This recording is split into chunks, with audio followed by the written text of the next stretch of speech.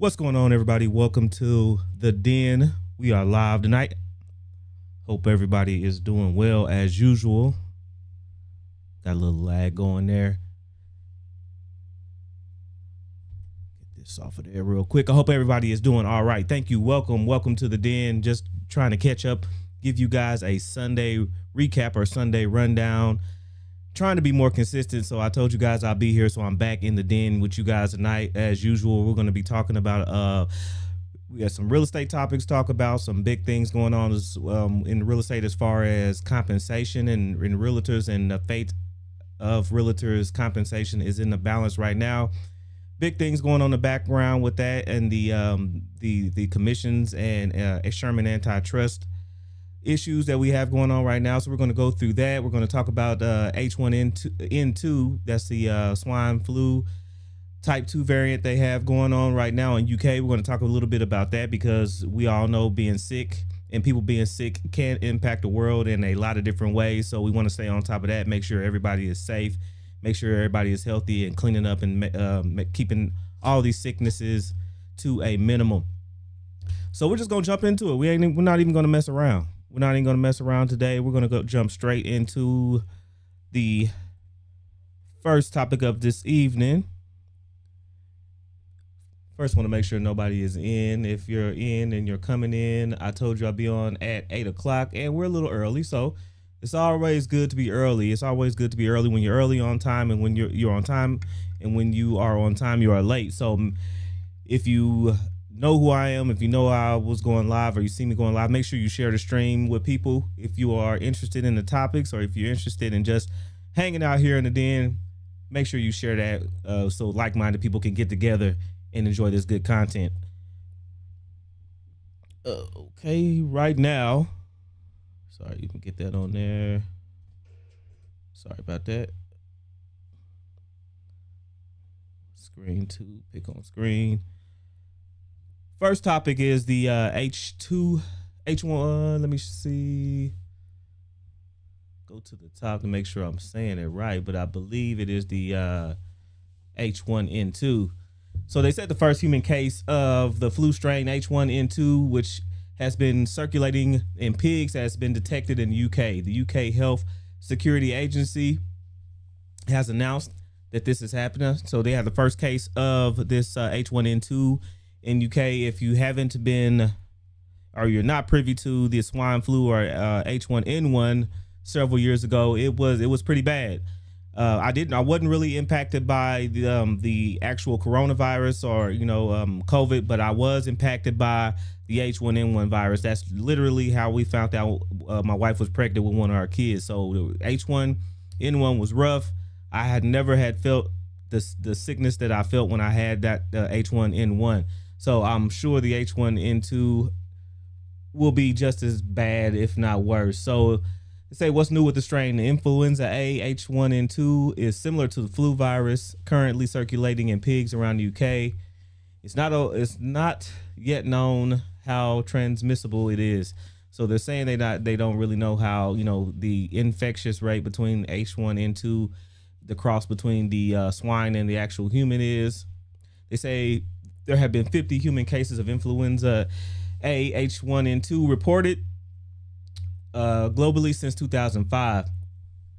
However, the new strain differs from the cases, but similar to the viruses found in UK pigs. So they say, how was it detected? The case was picked up through routine national flu surveillance and the Royal Colleges of GPs. The person involved went through their GP of North Yorkshire with respiratory symptoms and is not known to have worked with pigs. So they say this person that actually contracted it didn't work with swine directly. He went in with the respiratory issues. So, most of the time those H1 or H1N1 and H1N2 actually go through the respiratory. It's not a bloodborne illness or anything like that. It usually goes through, like most viruses, breathe it in, come through the nostrils, go through the lungs, and it sets up shop in there. So the person involved with the GP in Yorkshire with respiratory system is not yet known how he came into contact with it. The UK HSA said monitoring the situation closely, working their asses off, the characteristics of the virus and risk posed to human health. The organization also taking steps to increase surveillance of existing flu programs involving GP surgeries and hospitals areas in North Yorkshire. Close contacts of person involved and are being followed up by the UKHSA and partners organizations, and people have been involved, urged to test if asked to do so, uh, to help with detected of with help with detection of cases. They will also be advised further care with symptoms or test positive. Let me see. I don't think that has anything to do with it. No, we're just going to keep reading. Pig keepers have been urged to report any suspicion of swine flu in their herds um, to their local vet immediately. So swine flu usually caused by three subtypes: H1N1, H1N2, and H3N2. They have occasionally infect humans, usually after direct or indirect exposure to pigs contaminated or in contaminated viruses. No different. I mean, this all stuff like that is always serious. You never know. You know, just like we had the avian flu back in the, I believe, around the 1910s, 1912s. It's very serious thing when viruses jump from animals to humans. It's always something that shouldn't be taken lightly. Like I said before, I had contact with H1N1. Is nothing to play with. They said the strain which caused the 2009 pandemic, which I was involved in. If you're not privy, that H1N1 was to 2009 issue. I was actually impacted or affected by somebody else that was sick at work, coughing all over the place, which why I am an advocate for hourly employees having sick leave as well as paid time off. You need sick leave. A lot of people don't want to take off because they're not going to get paid. They're going to either not get paid or get pointed, or don't have a point and get off without getting paid. And most people will come to work sick because they have families to provide for and they can't afford to take off work. So I am a big proponent of people having sick leave even if they're not salaried employees. So now that circulates in humans seasonally and different from viruses currently circulating in the pigs today. So this is something that's saying that is relatively new. It is not yet known if the H1N2 versus V has pandemic potential. Whether the symptoms, they say, in an individual involved reported mild illness has since recovered fully. What should I do if I have similar symptoms? Well, you guys know what to do. Make sure you avoid other people. Make sure you wash your hands. I can't tell people if you are sick, which I believe what helped us a lot here in the States and around the world when contacted with the coronavirus is a lot of people made sure that they were taking extra precautions with themselves, distancing themselves from people and keeping themselves clean. I believe a lot of people that didn't wash their hands began to wash their hands, and I believe that helped tremendously with the spread of diseases. Just keeping clean. Make sure you keep yourselves clean. Make sure you keep yourselves out of people's faces. And if you feel yourself getting sick and you're not worried about other people, make sure that you do keep yourself masked up to keep yourself from spreading the basic germs. So this is all to let you guys know to watch out. Make sure you guys take care of yourself and to continue to do the things you do to keep your friends and family safe. Because like I said, when sickness spreads across the world, it just doesn't impact you. People think that it doesn't impact major things, but it does. When people get sick, I mean, they don't come to work. When people don't come to work, things don't get done, and it does impact the entire chain of where you guys are doing your business. So we want to keep people healthy as long as you can. See, but what I want to talk about today, we're gonna go back, make sure I'm not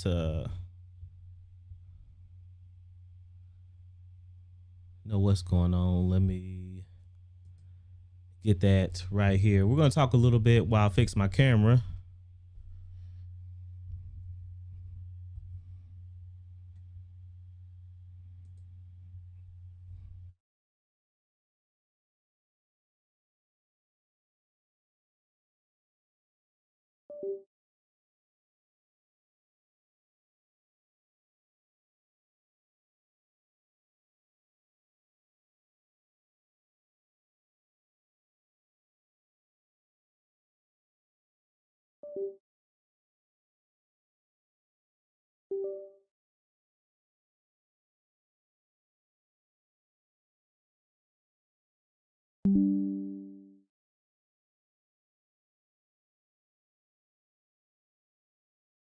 Trying to get my camera back on screen, but while we're waiting, we're just gonna keep this thing rolling.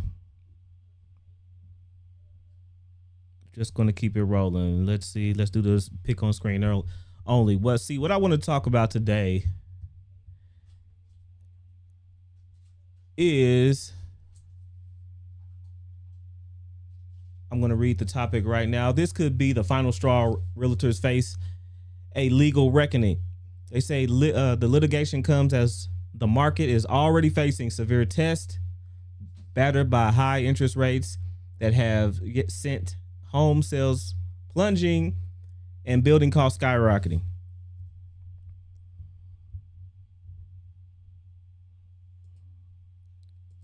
Still don't want to work. Okay.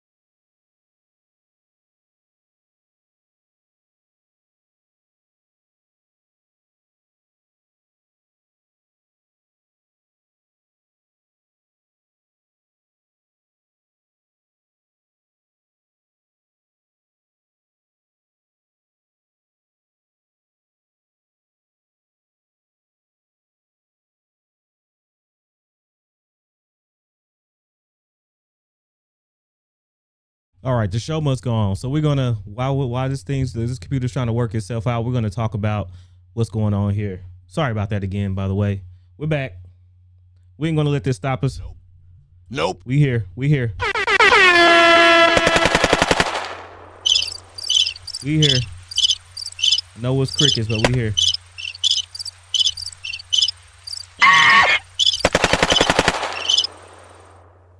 All right. They say a wave of legal challenges to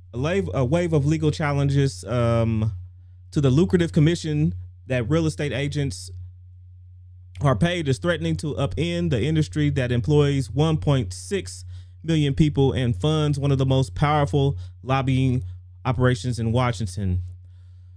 Lawyers for the Justice Department and National Association of Realtors, that's the NAR. If you ever hear the acronym NAR, that's what that stands for, the National Association of Realtors, face off on Friday in federal court over the Biden administration's probe into the way home buyers agents are compensated, a system that critics say inflates the cost of housing and amounts to a monopoly, which I really don't understand how. We'll have to do more digging, but the realtors are also being hit with private lawsuits for home sellers around the country and have already lost a major case that could cost them up to $5.4 billion. And this is serious, especially for the people who are up and coming realtors like myself and people that are trying to enter the game.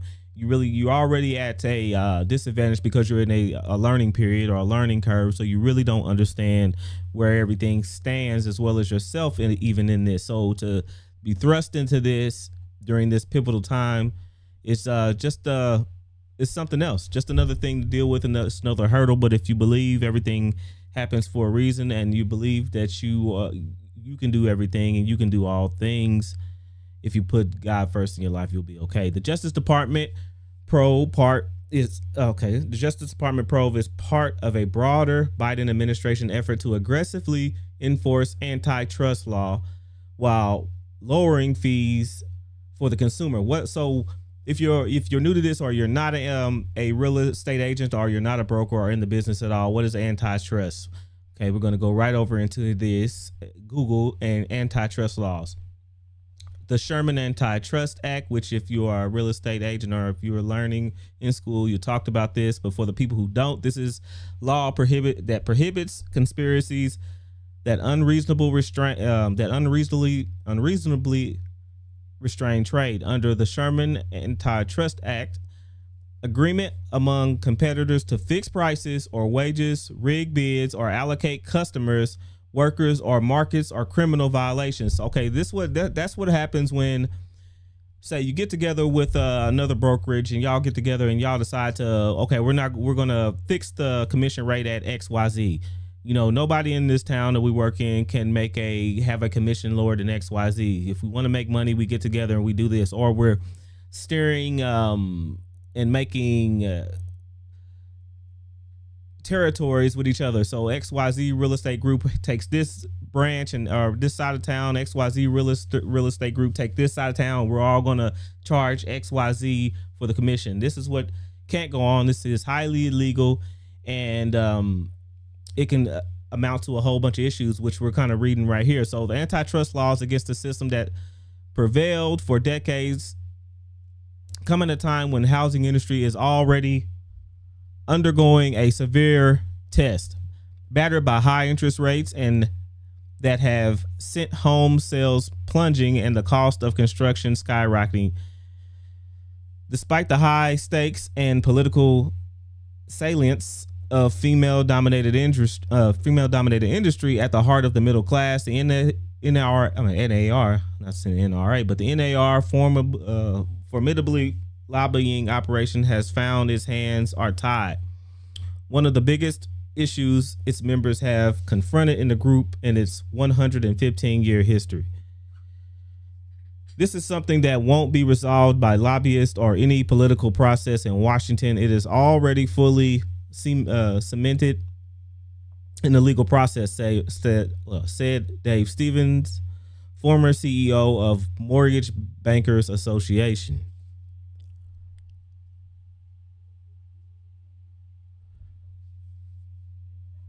The Justice Department matter, realtors had reached a settlement with the Trump-era DOJ to end a sweeping investigation in November 2020.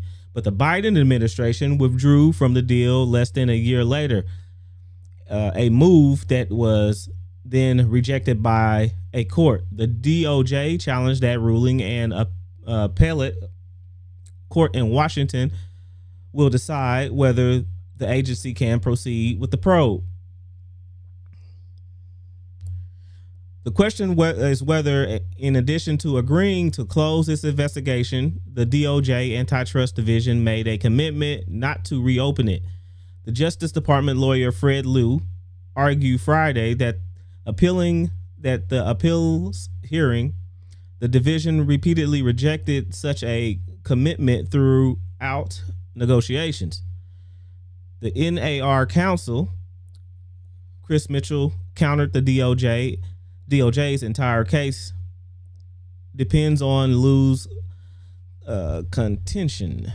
Move it up a little bit so I can see. That is binding promise to close the investigation, left it with precisely the same unfettered discretion to investigate the compensation system at after it made that promise as it had before it made that promise.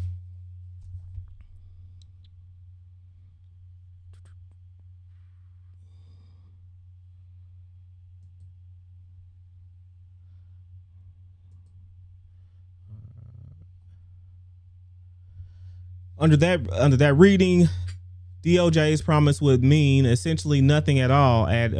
Mitchell added. Judge Florence Pan, a Biden-appointed, voiced skepticism of the NAR's argument. Pointed to the letter DOJ sent the NAR in November 2020, saying it had closed the investigation. I'm looking at the language of this letter, and I don't see how you can read it to make any commitments about the future, Pan said. The plain ordinary meaning of close does not imply that it will never reopen, she added. In an interview before Friday's arguments, Keith, I don't want to butcher the name, but we're going to say Keith B. I would think it's a Bryant, and Woods analyst Ryan Tomasello said that there is a high likelihood that the DOJ will prevail in its appeal.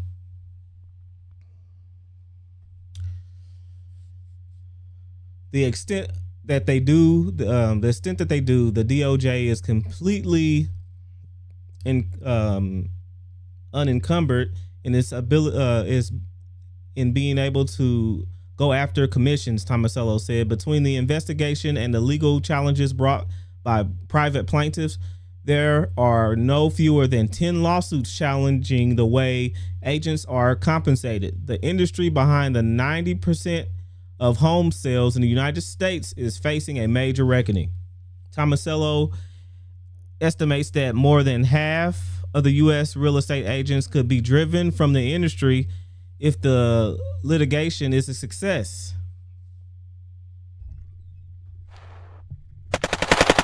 Shots fired. So if 90, you guys got to think about how big this is. If 90% of the home sales in the U.S. is facing a reckoning, Tomasello estimates that more than half of the United States real estate agents could be driven from the industry if the litigation is a success, saying that the $1 billion annual commission pool could shrink by 30%.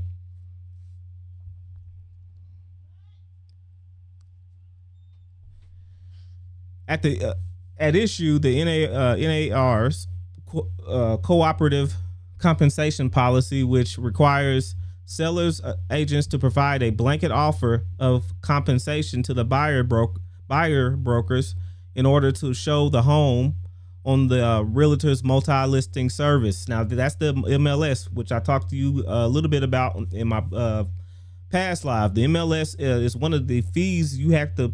The MLS you will get is actually covered in one of the fees that you have to pay in order to get registered with the NAR, the National Association of Realtors. And most brokerages want you to pay that in order to have access to that pool of homes and pool of listings.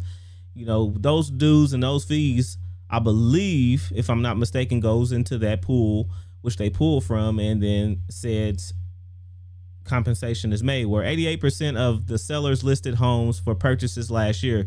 Critics say the system locks in high commissions. Typically, the agents for the seller and the buyer split the commission 5 to 6%. That I believe they had a typo, but that inflates the cost of housing, even if as technology has allowed consumers to find homes online. So they're saying that even with Zillow, even with the ability for people to be able to go online and search for their own homes and not at the every beck and call of a real estate brokerage, it's still driving up inflating the cost of home sale. Now, this is something I have to do some more digging in, so because I don't understand how the cost of a person's commission can raise the price of the home. You know, that's something I would have to see if it's causation or correlation, and if they even are the same thing. The typical realtor The typical realtor is a 60-year-old white woman who attended college and owns a home, according to the NAR statistics. Realtors on average work 30 hours per week in 2022, according to the group, with a median gross income of $56,000. We are already seeing some leave the market, and this could be a final straw, says Stevens. No realtor is going to work for free, not knowing if they are going to get paid. So this is something that I actually asked, getting into real estate myself. Make sure if we can get back on here. Looks like the screen is not frozen, but for some reason lagging. Let me stop, see if I can stop this recording. See if that helps at all. Are we still having a lot of lag? Let me know if that helped any. I stopped recording. I think that was taking some of my bandwidth, but I think I'm good now. All right, I think I'm good now. See, now this is something I asked, even the question when I was going on the actual interviews with the different brokerages. A lot of them expect you to go in all in. They make something very clear when you're going into the actual business of real estate, that there are two kinds of people. One person that's kind of dabbling in real estate, and the other people that go all in. But as you begin to see the cost of going all in, the cost of your fees, your NAR fees, your rental fees, and all these different fees, a lot of stuff that has to come out of your pocket, which I don't even know how you do unless you come in with a small business loan. And unless you're a broker, actual broker, how do you come into it with a small business loan? I suggest you have a substantial amount of money, because how can you go? Some people said 3 to 6 months without even getting paid for something is wild. But this is what they're saying. We're already seeing people leave the market, and this could be the final straw, says Stevens. No realtor is going to work for free, not knowing if he or she, they said there, are going to get paid.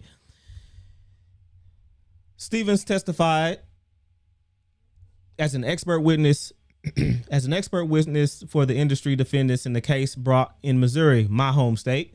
A jury in that case on October 31st found that, make sure you can see this too. Sorry. Make sure you can see this. A jury in October 31st found the NAR and two corporate brokerages were liable for $1.8 billion in damages. Do you guys know how big that is? Bruh. That's humongous. That's humongous. 1.8 billion in damages, a sum that could climb to $5.4 billion. You guys can hear that right there. $5.4 billion. You might need to cash register again. That is a lot of money with treble damages after deciding they had conspired to keep commissions high. See, now this is what the Sherman Antitrust Act does. You can't conspire and you can't get together and lock in commission rates across the board. That's just not something you do. Nobody can stay competitive because you can't shop around. You can't go to one brokerage or you can't go to another brokerage because they're all have fixed the commission rates. And there was no reason to go from one brokerage to another. That is, and this is something that I didn't even know was happening. When I read the curriculum, when I went through it and really understood what I was supposed to do and what I could and couldn't do as a real estate agent, this is something I didn't even think they would try because because of this right here. But $5.4 billion in damages after deciding they had conspired to keep commissions high. Stevens and the NAR both say they're optimistic about the case. The case is changing on appeal and that the matter won't be settled for 2 to 3 years. It was a jury on a local Missourian. It was a jury of local Missourians who were dealing with a very complex, difficult subject. Stevens said, predicting a panel of judges would decide differently. NAR President Tracy Casper assured that the group's members this matter is not close to being final. released the day of the in a statement released the day of the verdict. The NAR's plans to appeal the verdict, and in the meantime, will continue to advocate for home ownership and put consumers' interests first. NAR spokesman Madel Williamson said. Now, this is why. This is one reason why I wanted to get into this. This was one reason I wanted to get into real estate, because I knew I couldn't help but having this feeling that you couldn't prove something was going on, but you knew something was going on just by the feel of it, just by the discernment of it, that you knew something was going on. I want people to understand that there are good people out there. I want people to understand that, it's not always about the money. Even though you have to feed yourself, and even though you have to make a living for yourself, it's not all about how much money you're going to gain from an entire aspect of what you're doing, because that's when you get into situations like this. And it might be a good idea for people to understand that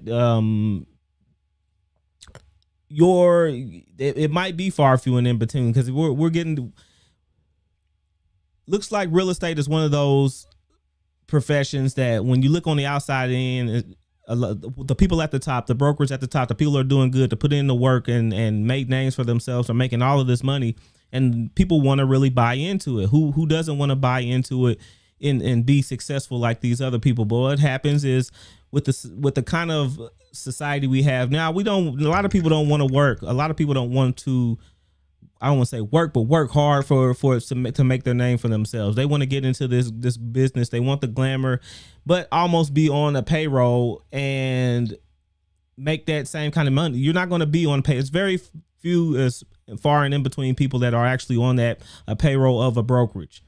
Very far, few and in between. Everybody else are independent contractors. And when you're an independent contractor, you are the business. You're your own business, and you are in control of how high that business goes or how low that business goes. Now, some of it, is because of your natural ability to talk to people, your natural ability to draw people in and let people know that you are like them and you have their best interest at heart. And some of it is just the growing and learning the business yourself. Some of it, a little bit of, is luck, to being in the right place at the right time. But ultimately, you have to figure out if that is the profession for you. You're never going to know it until you get out there and you actually do it. And some people don't want to actually be the one that goes out there and says it's not for them. They want their definite paycheck. They want their definite way in. And this, to me, is what led to something like this happening.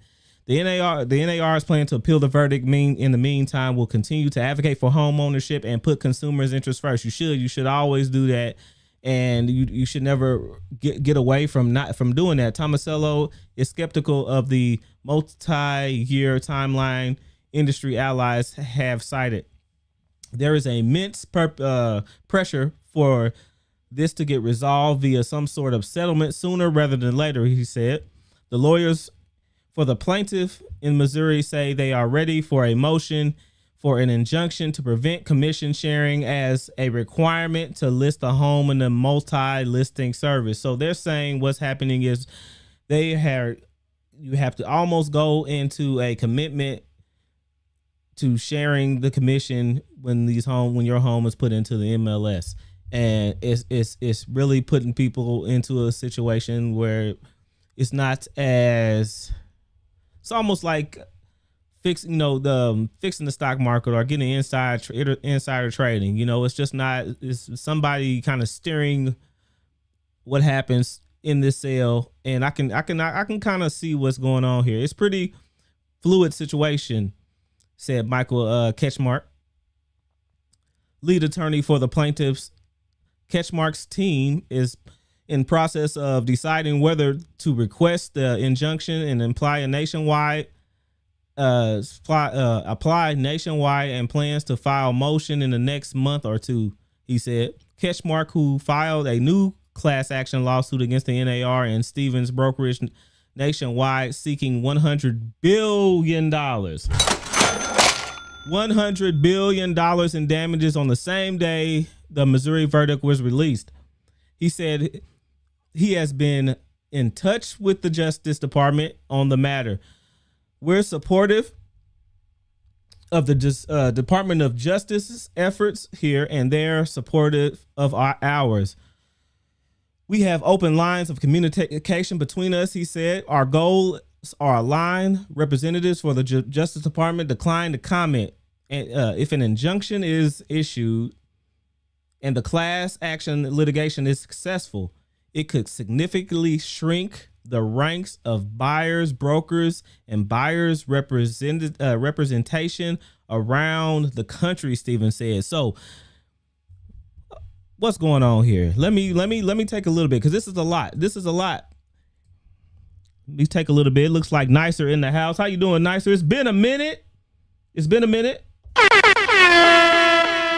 I ain't got the chats. I ain't got my chat stuff up yet because I'm just getting in here. Audio was good. Was a little lag at the a little seems better. Now, I'm gonna have to get a strong, a more beefy computer, a beefy laptop. I need some more RAM. I need a little bit more power to do what I want to do. But we making it happen. One small step for man, one giant leap for Aaron EBM. So, an injunction is issued. If an injunction is issued and a class action litigation is successful, it could significantly shrink the ranks of buyers, brokers, and buyers representation, which is the agents around the country. Now, this is some of the talks. When I went on interviews last week, we were talking about something came up about agents. People are going to see a lot of agents drop out of the industry because the quick and fast money that was there right after COVID, when homes were cheap, aren't there anymore. So you get people, this comes in, this is what business is. You have ebb and flows and ups and downs. And some people don't want to stay for the hard work. They just want the easy, fast money. And that's the American thing. You want a quick, fast money stream. And if it's not quick and fast, you're gone. And this is a time, I believe, where you can still, if you mean right by the customer, and if you mean well by the client, that comes out of that customer, then I believe if you push and if you want what's best for those people, if you really want those people to have the best experience, and because that's what I want people to have an experience. I want them to leave from working with me and go off and tell people that, that was one of the best experience I ever had in my life of working with this guy.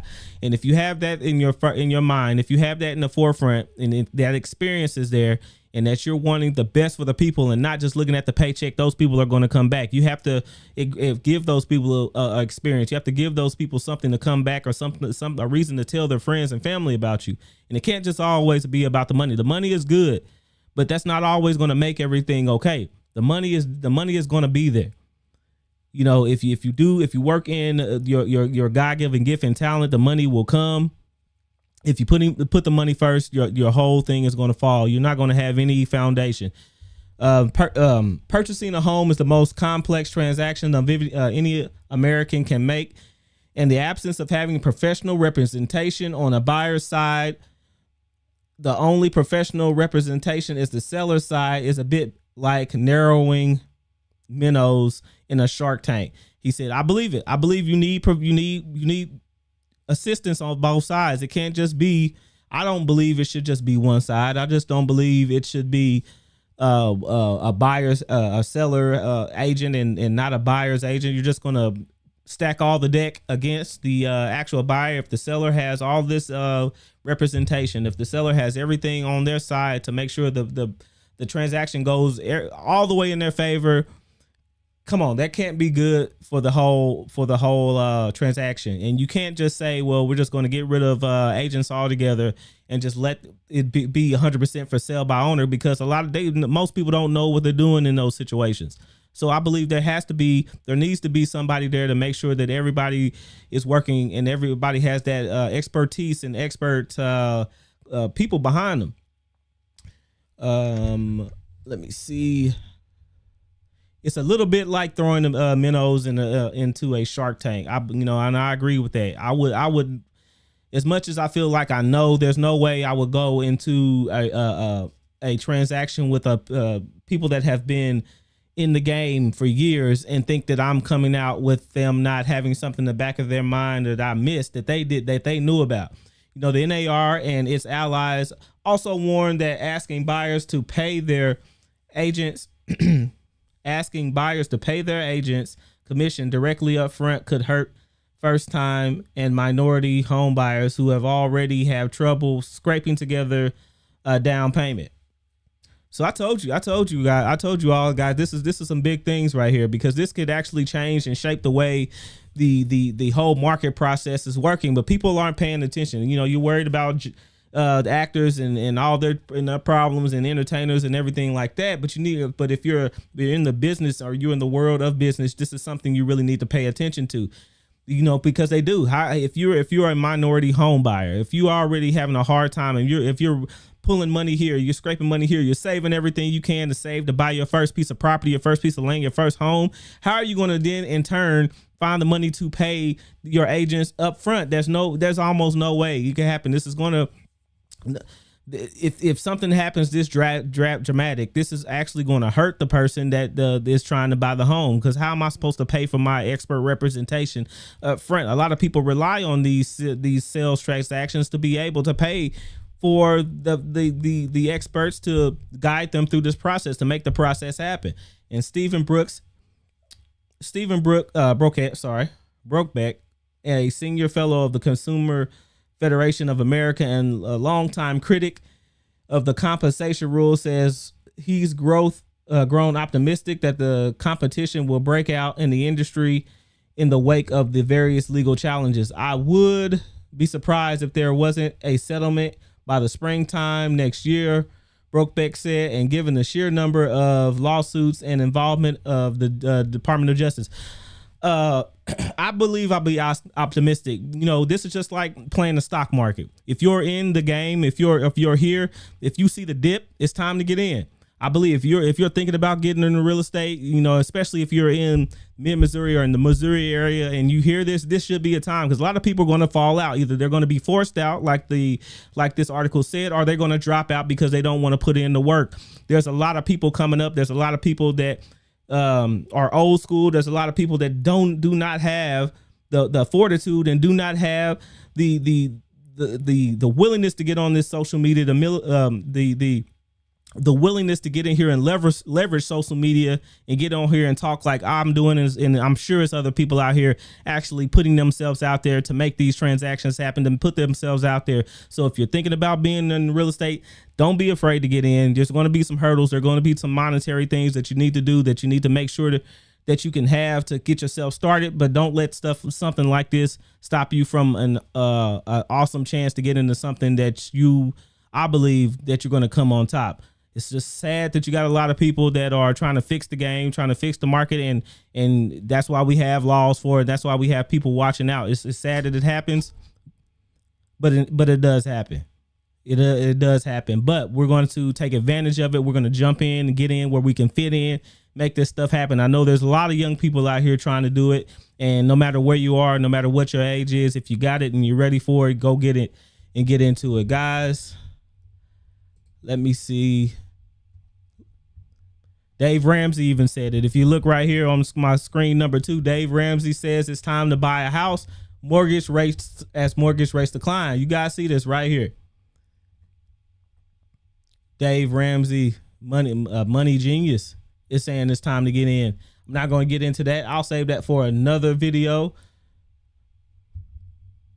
But I want you guys to know that nothing can stop you from doing what you want to do. Nothing can stop you from coming in. Your only limitation is yourself, and there's going to be some scary things. There are going to be some ups and downs, but hey, you make better choices by people's mistakes, capitalize from people's mistakes, and make sure that you get in there and make yourself known, because there's a lot of people and there's a lot of light being shined and cast on people right now, and you could be the one, and you could be the next breakthrough, and you're never going to know unless you step out there. All right, guys, I'm getting ready to head out there. I appreciate you guys for being here with me today. Make sure you get in here. Make sure you let people know what we're talking about here if they want to chill out with us. And we're going to have a good night. Make sure you have a good start to your next week or your Monday. Make it a fun day. Until next time, everybody, I am out of here.